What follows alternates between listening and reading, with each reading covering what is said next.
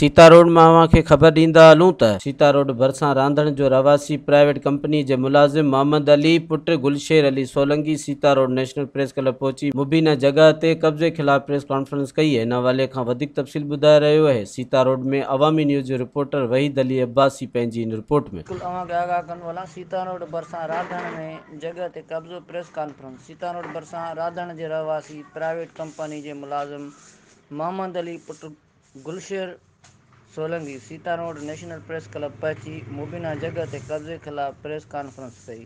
Press conference कंदे मोहम्मद अली पुट Gulsher Solanki media सां ॻाल्हाईंदे चयो त मुंहिंजे वालिद 2008 में निज़ामुद्दीन जावरी खां प्लाट ख़रीद कयो हुयो, जंहिंजी कंस्ट्रक्शन बि मुंहिंजे बाबा कराई हुई, जंहिंजो स्टाम्प पेपर बि पिणु मौजूदु आहे। जॾहिं त गैस जो मीटर मुंहिंजे वालिद ऐं बिजली जो मीटर मुंहिंजे नाले सां लॻल आहे।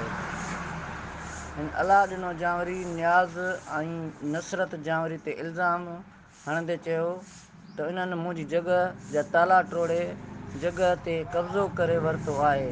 जॾहिं त अहिड़ो इतलाउ PS रांधण जे SHO खे ॿ भेरा ॾियण बावजूदु रांधण पुलिस बासरनि ख़िलाफ़ का बि कार्रवाई अमल में न पई आणे।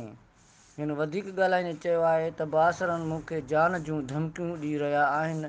हिन DIG हैदराबाद SSP दादू खां तहफ़ुज़ ॾियण सां गॾोगॾु मुतालबो कंदे चयो आहे त मामले जी शफ़ाफ़ जांच कराए मूंखे पंहिंजी जॻह वापसि कराई वञे। मज़ीद ख़बरनि ऐं तफ़सीलात लाइ विज़िट कयो असांजी वेबसाइट www.awamiNewsHD.com ऐं ॾिसंदा रहो अवामी न्यूज़ HD।